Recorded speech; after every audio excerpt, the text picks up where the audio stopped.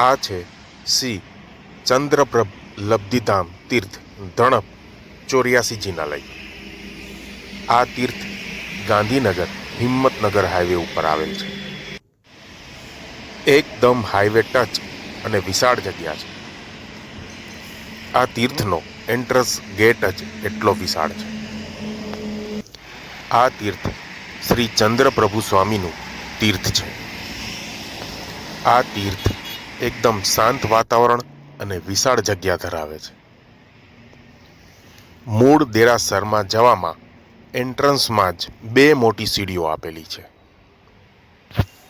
શ્રી ચંદ્રપ્રભુ ભગવાન વર્તમાન સમય ચક્રના 8મા તીર્થંકર હતા.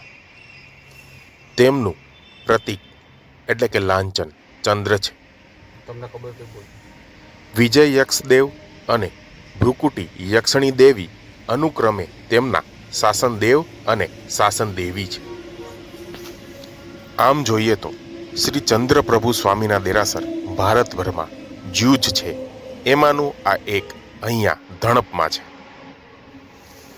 શ્રી ચંદ્રપ્રભુ ભગવાન ગત જન્મો ખાટકી ખંડના પ્રાગવિદેહ ક્ષેત્રમાં તેના મંગલવતી વિજય પ્રદેશની રત્ન સંચય નગરીમાં પદ્મરાજા નામનો રાજા હતો. એક ધાર્મિક આત્મા હોવાના કારણે તેણે સંપૂર્ણ ટુકડી સાથે તેના રાજ્ય પર શાસન કર્યું. તેણે પોતાની પ્રજાને પુષ્કળ સુખ અને શાંતિ આપી. આ સમય દરમિયાન તેમણે સાંસારિક જીવન પ્રત્યે અત્યંત વૈરાગ અનુભવ્યું અને દીક્ષા લીધી. સ્વશિસ્તનું નિષ્ઠાપૂર્વક પાલન કરીને, તપસ્યા કરીને, નિયમોનું પાલન કરીને, ધ્યાન અને જપ કરીને તેમણે તીર્થંકર ગોત્ર બાંધ્યું. તેમના ચંદ્ર જેવા રંગ અને તેમના પ્રતીક તરીકે ચંદ્ર હોવાને કારણે તેમને ચંદ્રપ્રભુ નામ આપવામાં આવ્યું હતું. તેઓ માતાના ગર્ભમાં હતા ત્યારથી જ ભગવાનને 3 પ્રકારના આધ્યાત્મિક જ્ઞાન હતા. જેમ જેમ તેઓ યુવાન થયા તેમણે લગ્ન કર્યા અને પછી તેમને સિંહાસન સોંપવામાં આવ્યું. ઘણા લાંબા સમય સુધી રાજ્ય પર શાસન કર્યા પછી આકાશી માણસોની વિનંતી પર તેમણે દીક્ષા ધારણ કરી. દીક્ષા લીધા પછી તેમણે ચોથું જ્ઞાન મનોપર્ય જ્ઞાન પ્રાપ્ત કર્યું. ત્યારબાદ 3 મહિનાના ટૂંકા ગાળામાં તેમણે તેમના બાકીના બધા કર્મ પૂર્ણ કર્યા અને કેવળ જ્ઞાન એટલે કે સંપૂર્ણ જ્ઞાન પ્રાપ્ત કર્યું. ભગવાન શ્રી ચંદ્રપ્રભુ સ્વામીએ કેવળ જ્ઞાન પ્રાપ્ત કર્યા પછી આકાશી જીવોએ સમોસરણની રચના કરી. સમોસરણમાં બેઠેલા શ્રી તીર્થંકર ભગવાન કરોડો લોકોને દેશના આપે છે અને તેમને મુક્તિના માર્ગે એટલે કે મોક્ષ તરફ વાળે છે. તીર્થંકરોની દેશના વિશેષતા એ છે કે તે દુનિયાવી બાબતોમાં ભટકતી ચિત્તવૃત્તિઓને ઉલટાવીને આત્મા તરફ દોરીને મુક્તિ તરફ લઈ જાય છે. તીર્થંકર ભગવાન શ્રી ચંદ્રપ્રભુ સ્વામીની દેશના દ્વારા લાખો લોકોએ દીક્ષા લીધી. ભગવાન પાસેથી આત્માનું જ્ઞાન મેળવ્યું અને અંતિમ મુક્તિ એટલે કે મોક્ષ માર્ગને પામ્યા. ભગવાનના સંઘમાં 93 ગણધર મુખ્ય તીર્થંકરના શિષ્યો જેને કહેવામાં આવે છે અને લાખો સાધુ અને સાધ્વીઓ, શ્રાવકો અને શ્રાવિકાઓ હતા. ભગવાનને 7મ શિકારજી પર્વત પરથી નિર્વાણ મેળવ્યું. આ રીતે ભગવાને આત્માનો શાશ્વત આનંદ મેળવ્યો અને હવે તેમાં સદાકાળ વાસ કરે છે. આ દેરાસરના ભોયરામાં પણ એક દેરાસર છે અને અલગ અલગ આખા દેરાસરમાં ફરતે બધા તીર્થંકર ભગવાનની નાની નાની ડેરીઓ આવેલી છે.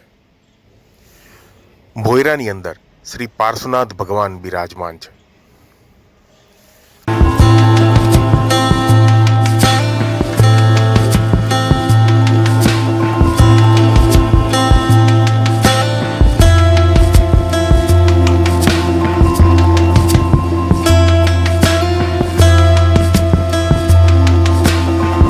આ દેરાસર ઘણું લાંબુ અને શિખર ઊંચા બી છે. આ દેરાસરને 3 થી 4 ભાગમાં જોડતા પિલર અને સીડીઓ એકદમ જોવાલાયક છે. સાંજના સમયે અહીંયાનું વાતાવરણ આખું અલૌકિક જ થઈ જાય છે. અહીંયા આવો અને થાંભલાની હરોળમાં જ્યારે તમે ચાલશો ત્યારે તમને ખ્યાલ આવશે કે થાંભલાનું નકશીકામ કેટલી ઝીણવટભરી કલાથી કરવામાં આવેલ છે. આ દેરાસર 2 માળમાં આવેલું છે. દેરાસરની કોતરણી અને કોતરણીવાળા અલગ અલગ જગ્યાએ પિલર દેરાસરની શોભા વધારે છે. જ્યારે તમે દેરાસરની ઉપર આવશો, દેરાસરની બહારનો હાઈવે તમને અહીંથી કંઈક આવો જ લાગશે. અહીંયા બાળકો માટે વિશાળ રમતગમતનું પ્લેગ્રાઉન્ડ છે, જ્યાં રમતગમતના ઘણા બધા સાધનો છે, ગાર્ડન છે, મોટું વિશાળ પાર્કિંગ પણ છે. અહીંયા યાત્રિક ભવનની પણ સુવિધા છે, એટલે કે ધર્મશાળા. અહીંયા વિશાળ ધર્મશાળા છે, જે એકદમ સ્વચ્છ, ક્લીન અને એકદમ સુંદર છે. ધર્મશાળાની બહાર પણ બેસવા માટે બાકડા અને હિંચકાની વ્યવસ્થા કરવામાં આવેલ છે. વડીલો માટે અથવા તો શારીરિક તકલીફવાળા વ્યક્તિઓ માટે અહીંયા ઇલેક્ટ્રિક રિક્ષાની પણ સુવિધા છે. આ ચંદ્રપ્રભુ સ્વામી દેરાસરની અંદર એક વિશાળ ભોજનશાળા આવેલી છે. આ ભોજનશાળાની અંદર સવારનો નાસ્તો, બપોરનું જમવાનું અને સાંજનું જમવાનું ઉપલબ્ધ હોય છે.